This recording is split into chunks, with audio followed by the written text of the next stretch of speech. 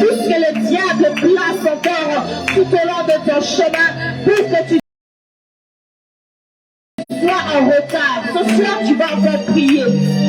S'il te plaît, lève-toi et prie avec aux conséquences ce soir. Ce soir, tu vas prier contre tout esprit, contre toute présence, contre toute parole, contre toute pensée qui a été formulée contre ta vie, pour que tu n'avances pas, pour que toi tu sois toujours à la peine, pour que toi tout ce que tu vas faire doit toujours arriver en retard, pour que tu sois toujours en retard dans les études. Comme ce soir tu vas prier contre cela au nom puissant de Jésus. Dans Luc 19, il nous a donné l'autorité de marcher sous le scorpion et les serpents de nos vies. Tu vas te lever encore contre toute puissance, contre les forces de l'ennemi, contre tout ce qui t'empêche encore de voir la main de Dieu. Prie encore ce soir.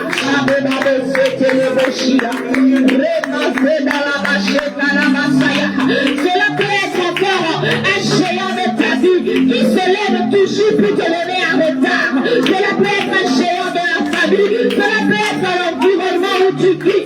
Je veux que tu te lèves et pries avec des conséquences ce soir.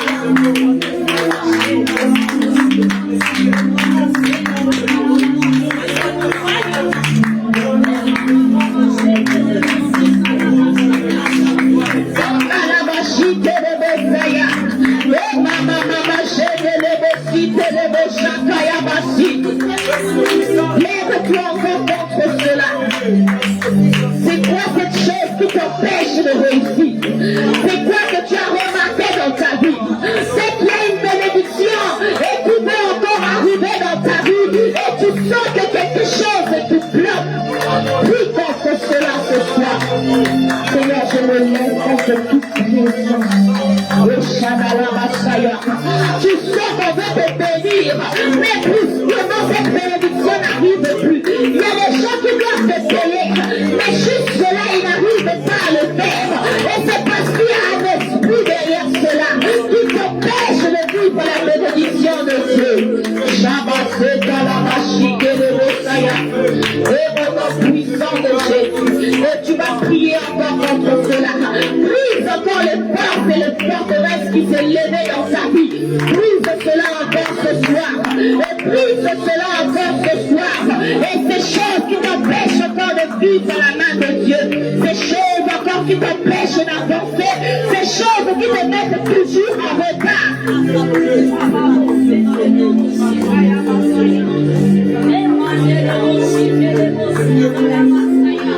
Au nom puissant de Jésus, et prie contre cela, prie contre cela.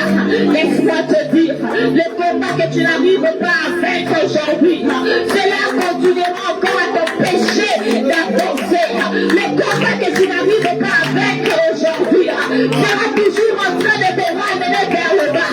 Comment encore ce soir réveille la victoire? Parce que Christ est dans ton corps, parce que Christ est à ton côté, et prie encore ce soir.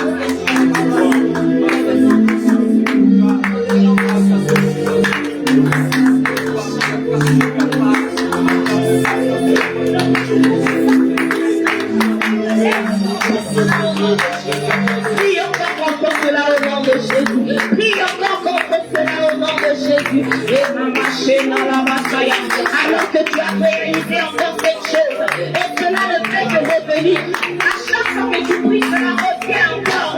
Et continue de prier, brise les barrières. Le nom de Jésus brise les barrières.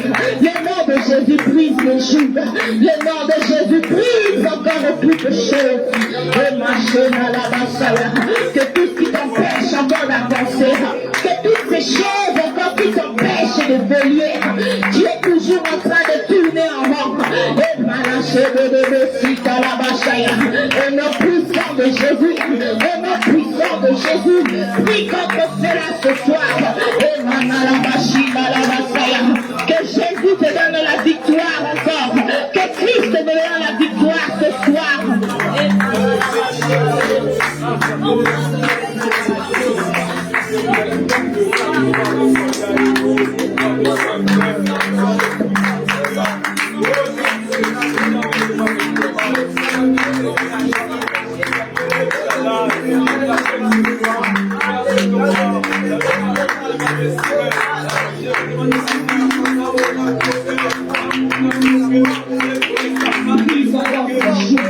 Brise encore ce muraille, brise encore ces choses, et qui se tenait devant de toi, et qui t'empêchait d'avancer. C'est quoi ce fil encore qui retient ton pied, et qui t'empêche encore de faire les pas? À chaque fois que tu avances, tu recules. À chaque fois que tu avances, tu recules toujours. Prie encore contre cela. Prie contre tous ces esprits. Prie contre ces esprits au nom de Jésus.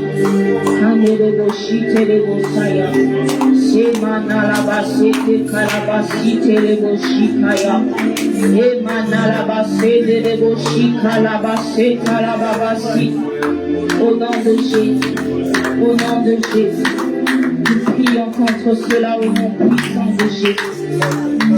Alléluia, alléluia, alléluia. Je veux que tu fasses cette prière encore ce soir.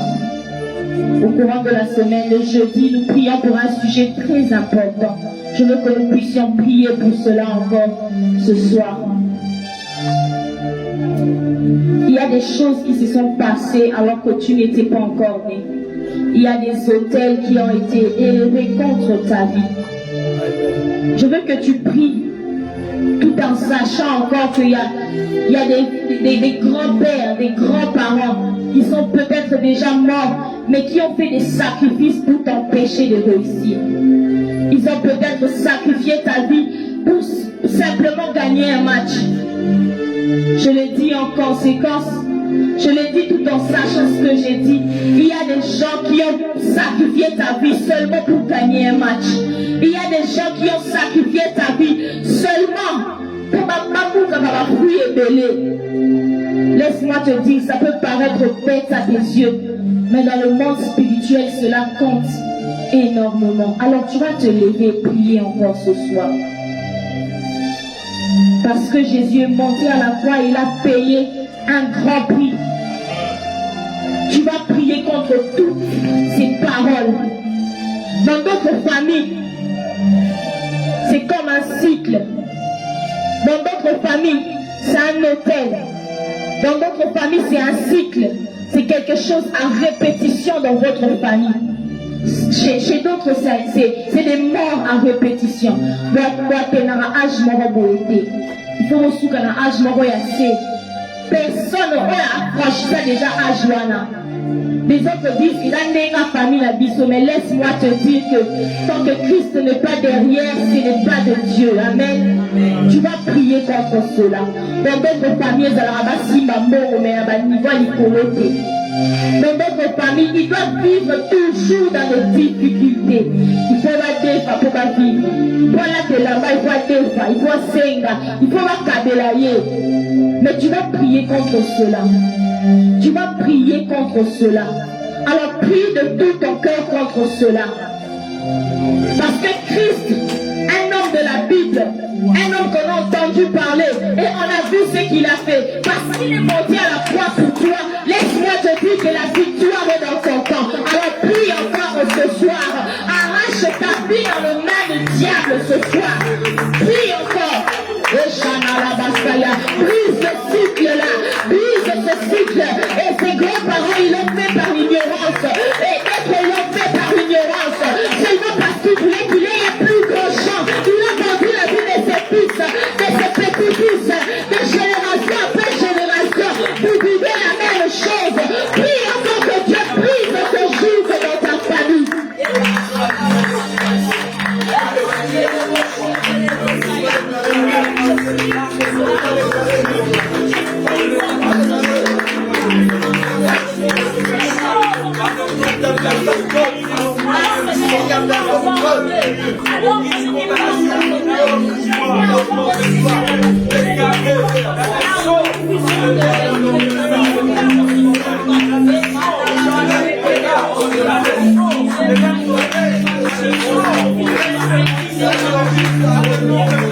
Moi, j'ai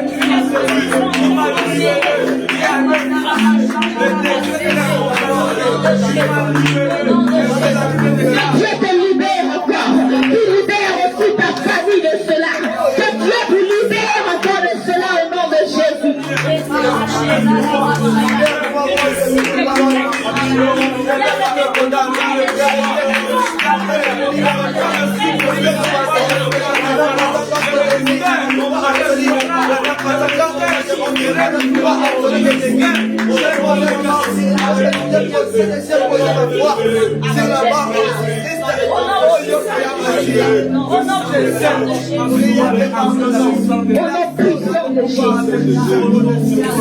Tu vas prier encore ce soir.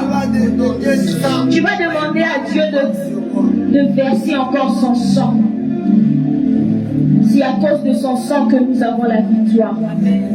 C'est à cause de son sang que toi, tu peux gagner encore ce grand combat de ta famille. Tu vas prier encore et demander à Dieu de verser, que son sang qui a été versé puisse vous couvrir, qui couvre ta famille. Que les personnes qui ont commis ces actes, même s'ils ont déjà mort, elles ont la barreau. Que à cause du sang de Jésus, que vous soyez justifiés. Prie encore que Dieu te justifie ce soir à cause de son sang. Prie encore avec moi.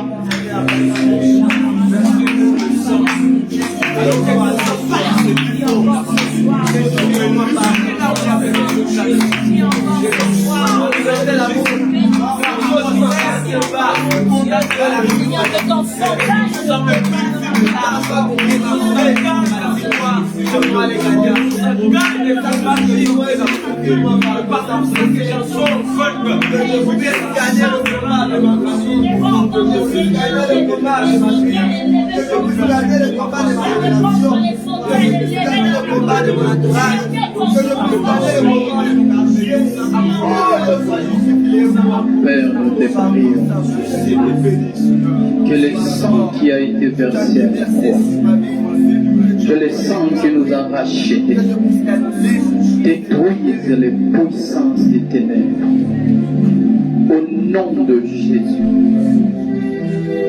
Au nom de Jésus. Tu vas prier pour ce moment. Tu vas dire à Dieu de te parler. Prions au nom de Jésus. Toi qui parles mieux que les hommes. Seigneur, nous voulons t'écouter. Parle-nous au travers de ta parole. Édifie-nous au travers de ta parole. De cette parole qui a créé toutes choses. Commence une création dans ma vie. Je te le demande au nom de Jésus. Utilise-moi comme un instrument afin que ton peuple soit béni. Que la gloire et l'honneur te reviennent. Au nom de Jésus-Christ. Que quelqu'un m'aide à dire Amen. On peut acclamer pour le Seigneur.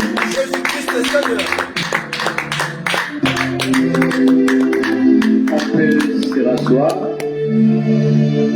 Je vous salue au nom de Jésus. Alors aide-moi à saluer celui qui est à tes côtés.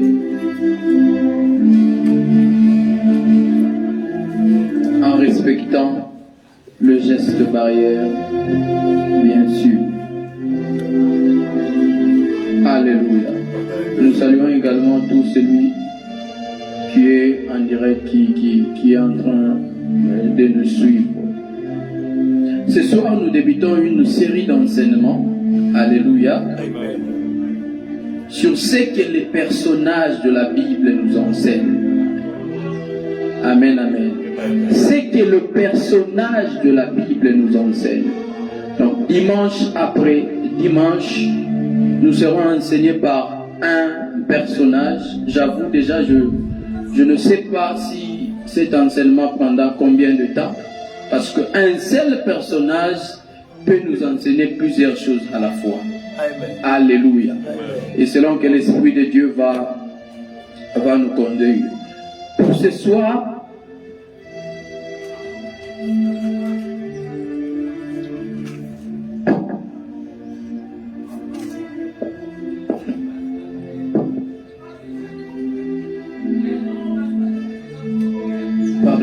Pour ce soir, nous lirons un seul texte tiré du livre de Exode au chapitre 33. Exode 33, je lis à partir du verset 1er jusqu'au verset 3e. Et par après, je vais sauter pour lire à partir du verset 12e jusqu'au verset 17e. On peut honorer la parole de Dieu, s'il vous plaît. Exode 33, 1 à 3, je lis au nom de Jésus. L'Éternel dit à Moïse, va, pars d'ici, toi et le peuple que tu as fait sortir du pays d'Égypte. Monte vers le pays que j'ai juré de donner à Abraham, à Isaac et à Jacob. En disant, je les donnerai à ta postérité. J'enverrai devant toi un ange et je chasserai les Cananéens, les Amoréens, les Étiens, les Phéréziens, les Éviens et les Gibésiens. Monte vers ces pays où coule le lait et le miel, mais je ne marcherai point au milieu de toi, de peur que je ne te consume en chemin, car tu es un peuple au cou raide. Alléluia. Je lis à partir du verset 12e. Moïse dit à l'Éternel, voici tu me dis, fais monter ce peuple, et tu ne me fais pas connaître qui tu enverras avec moi. Cependant, tu as dit, je te connais par ton nom, et tu as trouvé grâce à mes yeux. Maintenant, si j'ai trouvé grâce à tes yeux, fais-moi connaître tes voies. Alors je te connaîtrai et je trouverai encore grâce à tes yeux. Considère que cette nation est ton peuple. L'Éternel répondit, je marcherai moi-même avec toi et je te donnerai du repos. Moïse lui dit, si tu ne marches pas toi-même avec nous, ne nous fais point partir d'ici. Je peux le répéter. Si tu ne marches pas toi-même avec nous, ne nous fais point partir d'ici. Comment seras-tu donc certain que j'ai trouvé grâce à tes yeux, moi et ton peuple? Ne serait-ce pas quand tu marcheras avec nous et quand nous serons distingués, moi et ton peuple, de tous les peuples qui sont sur la face de la terre? L'Éternel dit à Moïse, je ferai ce que tu me demandes, car tu as trouvé grâce à mes yeux et je te connais. Par ton nom, on peut acclamer la parole du Seigneur. Alléluia, on peut se rasseoir.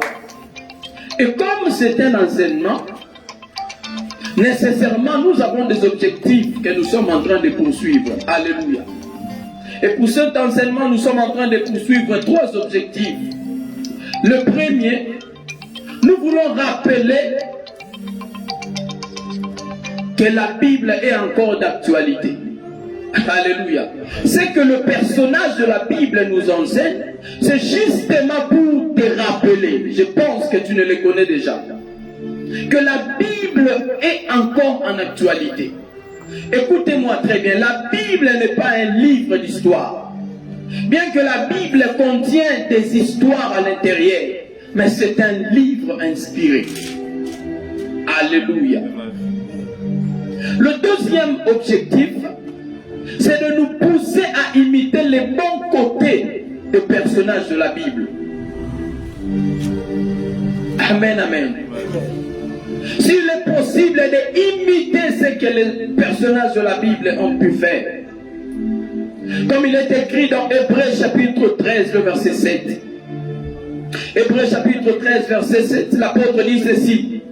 Souvenez-vous de vos conducteurs qui vous ont annoncé la parole de Dieu. Considérez quelle a été la fin de leur vie et imitez leur foi. Amen, amen. Considérez quelle a été la fin de leur vie. Imitez leur foi. Ce que la Bible nous encourage à imiter les bons côtés de patriarche. Quelqu'un peut me dire Amen. Et le troisième objectif, c'est de nous pousser à éviter leurs erreurs. Amen, amen. Bien qu'ils ont de bons côtés, mais ils ont commis aussi des erreurs. Alors cet enseignement, c'est simplement pour te pousser à éviter leurs erreurs. Écoutez ce que l'apôtre Paul dit dans 1 Corinthiens chapitre 10, verset 6. L'apôtre dit ceci: or, ces choses sont arrivées pour nous servir d'exemple, afin que nous n'ayons pas de mauvais désirs comme ils en ont eu. Alléluia. Le personnage de la Bible a commis des erreurs, mais c'était pour nous servir d'exemple. Amen, amen. Quelqu'un peut m'aider à acclamer pour le Seigneur. Et ce soir, nous allons étudier un personnage merveilleux. Moïse, il s'appelle. Alléluia. Un homme qui a fait des prodiges extraordinaires. Un homme qui a démontré la puissance de Dieu. Mais ce soir, Moïse va nous enseigner sur un élément très, très important. Qui est Moïse? Moïse est un homme que Dieu avait ramassé. Parce que déjà par son nom, le nom de Moïse veut dire celui qui est tiré des eaux. Alléluia. Le peuple d'Israël se retrouve en captivité en Égypte. Et ils ne savaient pas comment est-ce qu'ils pouvaient s'en sortir. Le pharaon qui a connu Joseph les laissait en paix. Mais après, les pharaons se sont succédés. La Bible dit que les pharaons qui régnaient à cette époque-là ne connaissaient pas Joseph. Conséquence, le peuple de Joseph n'était pas respecté. Et les Israélites poussaient des cris jour et nuit, parce qu'ils savaient qu'ils étaient en alliance avec Elohim. Alléluia. Et après plus de 400 ans, selon la Bible, Dieu a finalement entendu leurs cris. Et comme c'est dans ses habitudes, Dieu n'utilise qu'un homme, même s'il te dit que je suis descendu moi-même. Alléluia. Souvenez-vous, c'est la parole qu'il avait dite à Moïse: je suis descendu pour délivrer mon peuple, mais je passerai par toi. Après plusieurs négociations, il a fini par accepter la mission. Et Dieu a démontré à Pharaon qu'il était le tout-puissant qui régnait sur l'humanité. Il a fait des prodiges, il a frappé par les pleurs. Je n'aimerais pas parler de tout ce contexte. Et le peuple d'Israël sont sortis d'Égypte par la main de Dieu, bien sûr. Et en marchant à un certain moment, le peuple commençait à murmurer. Et Dieu semblait devenir fatigué de ce peuple. Alléluia. Il dit à Moïse: je ne marcherai plus au milieu de vous, au risque de vous détruire en chemin. Et dans le texte que nous venons de lire, Dieu dit à Moïse: j'enverrai un ange qui marchera avec vous. Si c'était à cette époque, les gens allaient accepter de marcher avec un ange. Parce qu'aujourd'hui, dire à une personne qu'un ange m'est apparu semble plus merveilleuse qu'un Dieu m'est apparu. Nous sommes dans une génération où, quand un ange apparaît, l'on pense que c'est tout. Alléluia. Moïse, un homme expérimenté dans le domaine de la puissance de Dieu, a dit à Dieu: non, si tu ne marches pas toi-même avec nous, alors ne nous laisse pas partir d'ici. Ce que Moïse nous enseigne ce soir, c'est la valeur de la présence de Dieu. Amen. Alléluia. Amen. La valeur de la présence de Dieu. Moïse savait cette valeur. Il pouvait accepter de marcher avec un ange, mais il a dit: non, je ne partirai pas si tu ne viens pas toi-même avec nous. Aide-moi à dire aux voisins la valeur de la présence de Dieu. La valeur de la présence de Dieu. Et il y a un notez bien dans ce message avant que j'avance.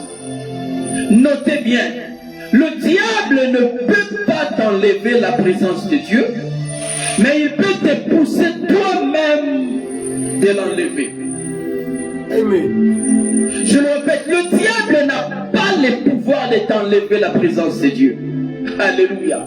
Mais il peut te pousser toi-même à faire des choses qui feront en sorte que la présence de Dieu te quitte. Écoutez ce qu'il a dit par rapport à Samson, l'homme le plus fort de l'humanité. Alors que le diable cherchait comment ôter la présence de Dieu dans la vie de cet homme, il n'arrivait pas. Mais il a poussé Samson à faire une chose qui était pour lui la source de sa force. Dans Juge chapitre 16, le verset 17, la Bible déclare, il lui ouvrit tout son cœur et lui dit, le rasoir n'a point passé sur ma tête, parce que je suis consacré à Dieu dès le ventre de ma mère. Si j'étais rasé, ma force m'abandonnerait. Je deviendrai faible et je serai comme tout autre homme. Amen, amen. Samson avait un secret.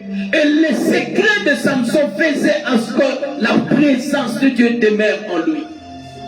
Le diable ne pouvait pas ôter cette présence. Il a poussé Samson à livrer le secret. Alléluia. Frères et sœurs, garde la présence de Dieu. Car elle est bénéfique. Nous le verrons tout à l'heure. Tu peux acclamer pour le Seigneur. Jésus-Christ le Seigneur.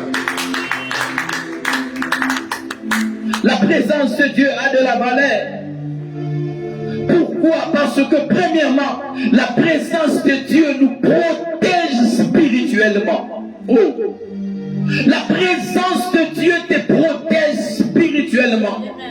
Nous sommes dans un monde qui est rempli de méchanceté. Alléluia. Pendant que tu penses dormir paisiblement, il y a de ces choses qui se font la nuit simplement pour te détruire. Et la présence de Dieu peut te protéger spirituellement.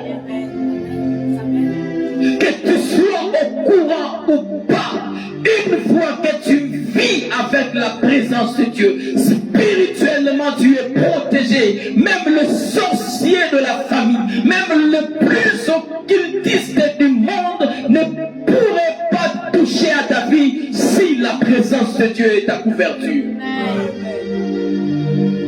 Alléluia. La présence de Dieu nous protège spirituellement. Le psalmiste dit ceci, dans Psaume 91, le verset 1er.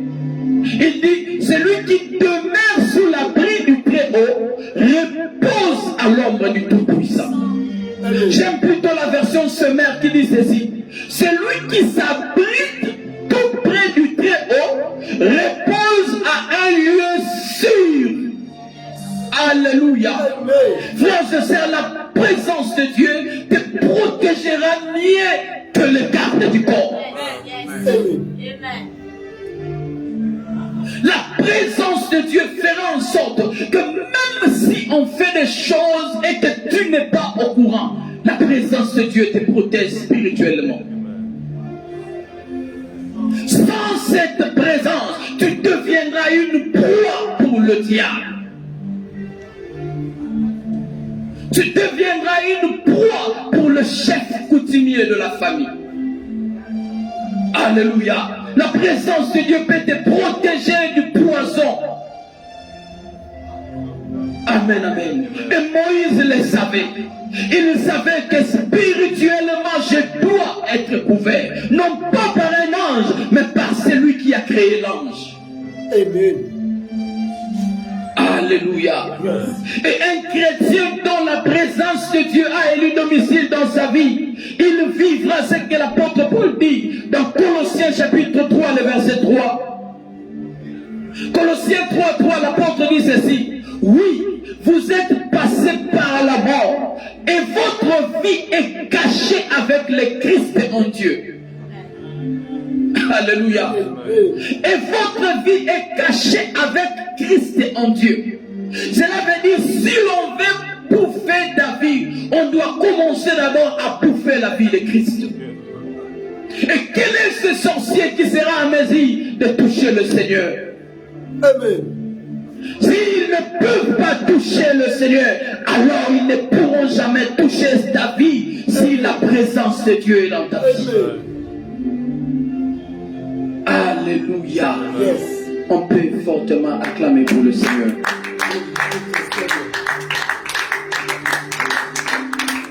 Une autre chose, la présence de Dieu nous permet de garder notre position de supériorité. Je répète, la présence de Dieu nous permet de garder notre position de supériorité. Alléluia. Dès le commencement, Dieu avait donné une supériorité à l'homme. Et ce qui faisait en sorte que l'homme soit supérieur au lion, supérieur à tous les animaux, supérieur même au diable, c'était la présence de Dieu qui couvrait Adam. Depuis que l'homme avait perdu la présence de Dieu, aujourd'hui l'homme a peur d'un animal, à l'instar d'un lion. Aujourd'hui l'homme a même peur d'un chien, alors qu'au départ, ce n'était pas la pensée du Créateur. Alléluia. Écoutez comment est-ce qu'il avait exprimé sa pensée. Dans Genèse chapitre 1, le verset 26e. Le Seigneur dit ceci. Puis Dieu dit, faisons l'homme à notre image, selon notre ressemblance, qu'il domine sur les poissons de la mer, sur les oiseaux du ciel, sur le bétail, sur toute la terre et sur tous les reptiles qui rampent sur la terre. C'était ça la pensée du Créateur.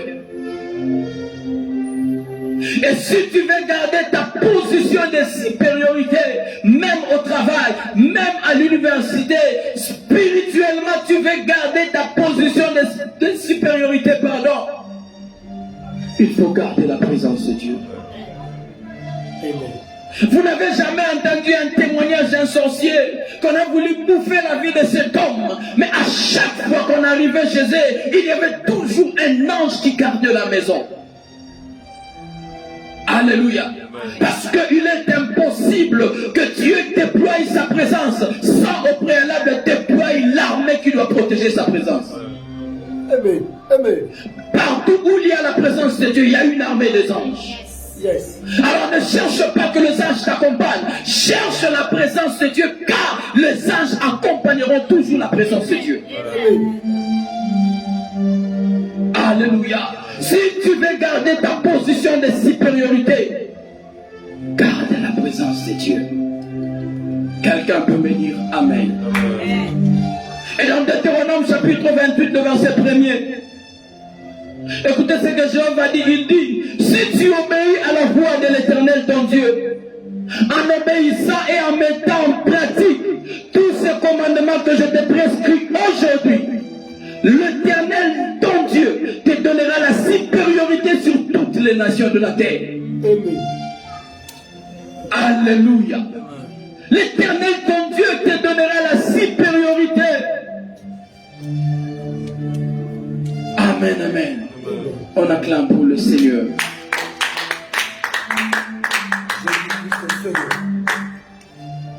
La présence de Dieu nous permet de garder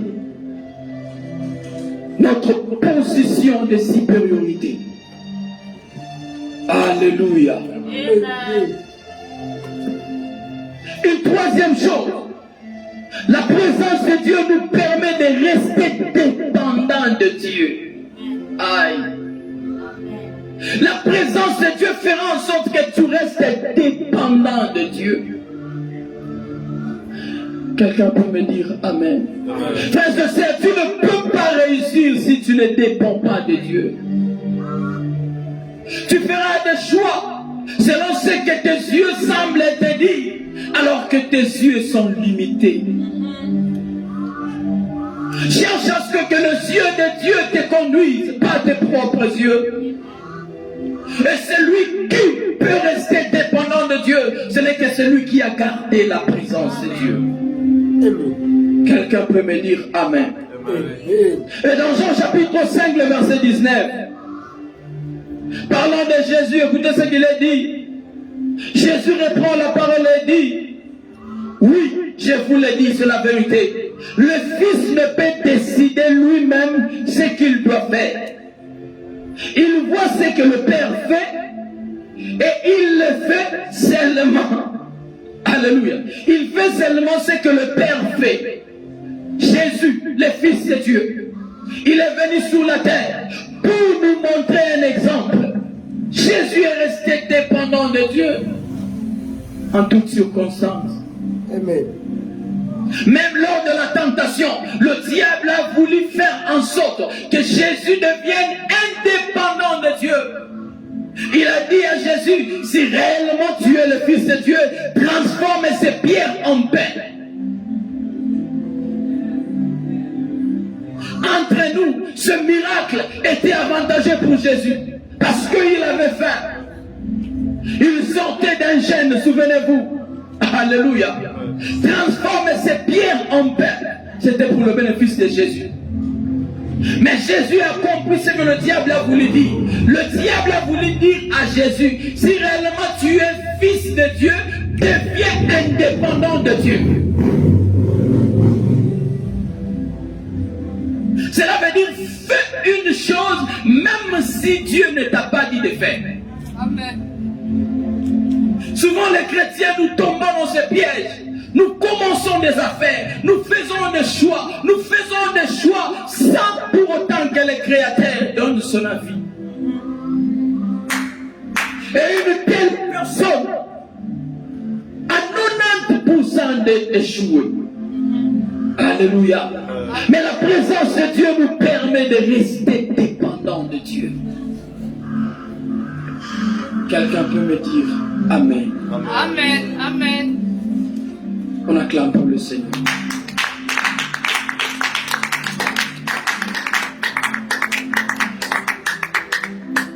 Jésus dans Jean chapitre 15, le verset 5. Jean 15, 5. Le maître dit ceci. Je suis le cep et vous êtes le serment. Celui qui demeure en moi et en qui je demeure porte beaucoup de fruits. Car sans moi vous ne pouvez rien faire. Celui qui demeure en moi, sans moi vous ne pouvez rien faire. Alléluia. Frères et sœurs, sans l'aide de Jésus, tu ne peux rien faire. Il est possible que tu réussisses dans la vie sans pour autant réussir la vie. Parce que réussir la vie, c'est faire exactement ce pourquoi tu as été envoyé sur terre. Mais il est possible de se détourner de ta mission. Entre nous, l'apôtre Paul était en train de réussir sur la terre. Il a été formé par Gamaliel, un homme très érudit. Il est devenu un grand pharisien. Il était même zélé plus que les gens de sa génération. C'est lui-même qui le dit. Il pensait servir Dieu selon le judaïsme, alors qu'il était à côté de ce pourquoi il a été envoyé.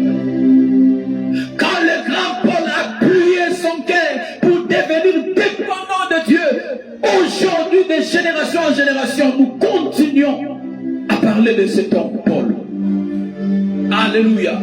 Si tu veux que même après toi, que les gens continuent à parler de toi, cherche à dépendre de Dieu.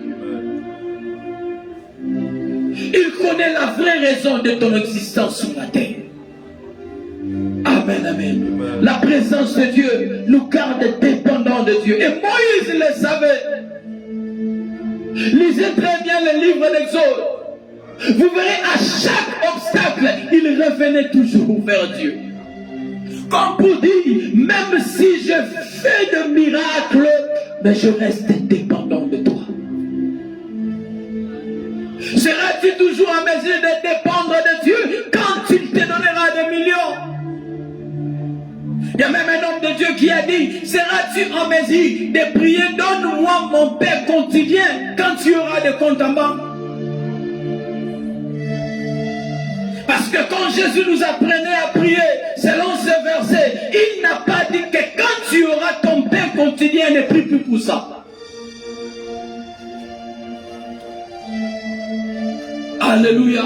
Cherche à dépendre de Dieu, même dans les moindres détails de ta vie. On acclame pour le Seigneur.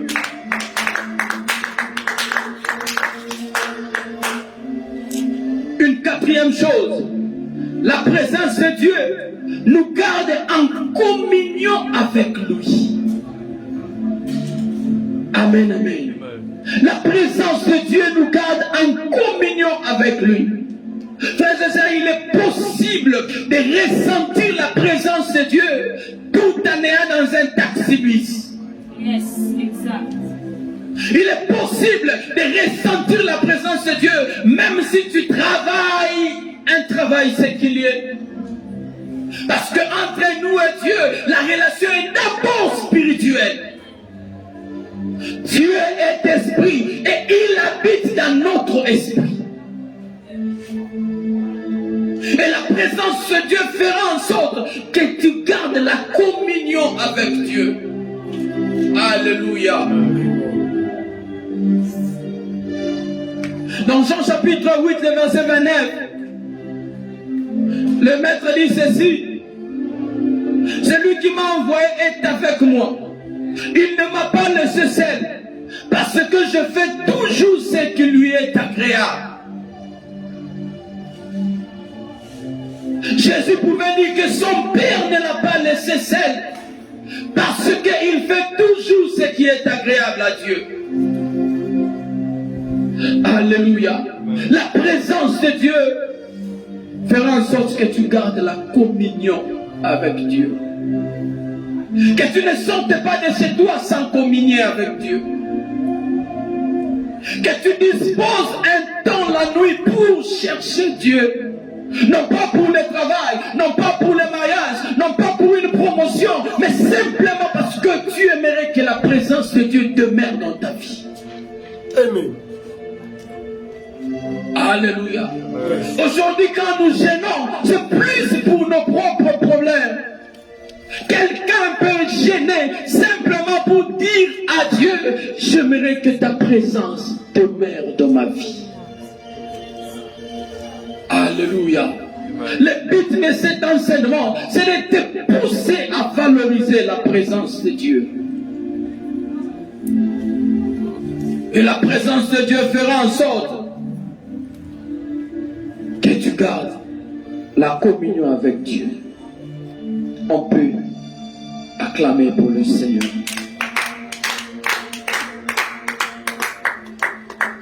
Je finis par ce dernier point. La présence de Dieu nous garde dans une vie de l'obéissance à Dieu. Alléluia. Amen. Si le diable veut faire en sorte que tu perds une vie de l'obéissance à Dieu, il te poussera à faire des choses qui feront en sorte que la présence de Dieu te quitte. Quand il a voulu détruire la vie de Daniel, on le verra plus tard, il a simplement interdit un moment de prière. Parce qu'il savait que Daniel qui ne prie pas n'est pas différent de celui qui ne connaît pas Dieu. Amen. Plusieurs qui abandonnent le Seigneur abandonnent au préalable la présence de Dieu. Parce que la présence de Dieu fera en sorte que l'obéissance envers Dieu soit ton quotidien. Est-ce que tu continues toujours à obéir à Dieu? Est-ce que tu continues toujours à craindre à Dieu? Nous sommes dans une génération où plusieurs enfants de Dieu ne craignent plus Dieu. Alléluia. Le matériel c'est bon. Avoir des ambitions dans la vie c'est bon. Mais craindre Dieu c'est mieux. Alléluia. Comme il gardait la présence de Dieu, écoutez la conséquence dans Philippiens chapitre 2, le verset 8.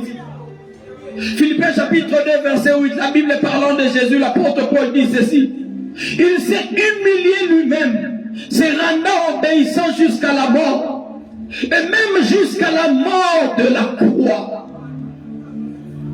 Quel degré d'obéissance! Alléluia! Frères et sœurs, si Jésus te révèle exactement ce qui s'est passé à la croix, tu auras un autre regard par rapport à l'œuvre de la croix.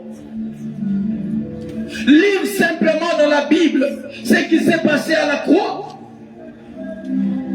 ne te donnera pas exactement ce qui s'est passé à la croix.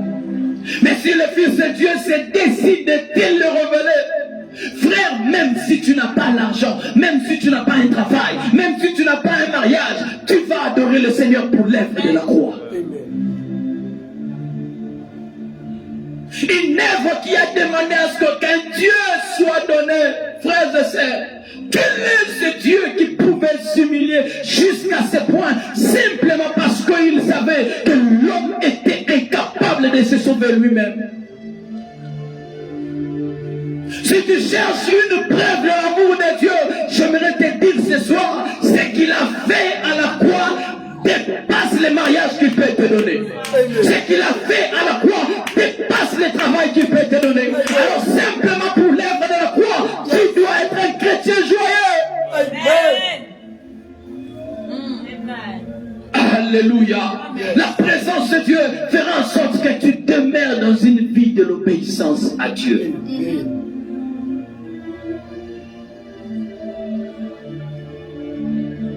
Écoutez ce que Samuel dit dans 1 Samuel 15, verset 22. 1 Samuel 15, 22, il dit ceci. Samuel dit, l'Éternel trouve-t-il du plaisir dans les holocaustes et les sacrifices, comme dans l'obéissance à la voix de l'Éternel? Voici, l'obéissance vaut mieux que le sacrifice. Alléluia. Nous sommes dans une génération où les chrétiens veulent se sacrifier au lieu d'obéir d'abord à Dieu. Amen. Frères et sœurs, travailler pour Dieu sans obéir à Dieu, c'est travailler pour Dieu sans Dieu. Amen. Il y a plusieurs qui servent Dieu sans Dieu. Et ce qui est étonnant, c'est que quelqu'un peut servir Dieu sans Dieu, mais il opère le miracle au nom de Jésus. Amen. C'est le maître lui-même qui le révèle. Il dit au dernier jour, il y a une certaine catégorie. Je leur dirai que je ne vous ai jamais connu. Oh, Jésus. Il dit lui-même, ils ont chassé les démons à mon nom. À mon nom. Cela veut dire, tout miracle n'est pas synonyme que l'homme de Dieu est approuvé par Dieu. Amen.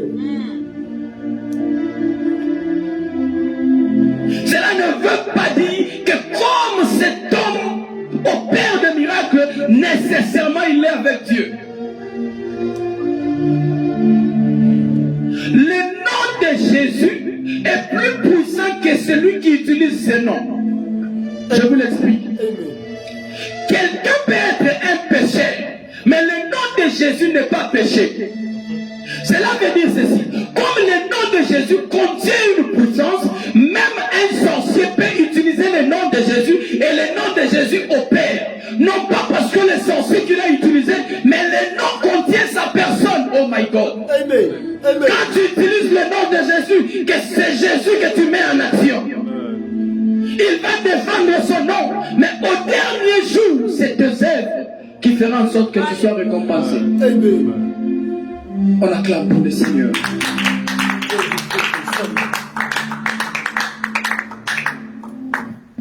Écoutez ce qui s'est passé dans la vie de Samson et puis on va se mettre à prier. Dans Juge chapitre 16, le verset 20. Elle dit alors, les Philistins sont sur toi, Samson. Il se réveilla de son sommeil et dit, je m'en tirerai comme les autres fois et je me dégagerai.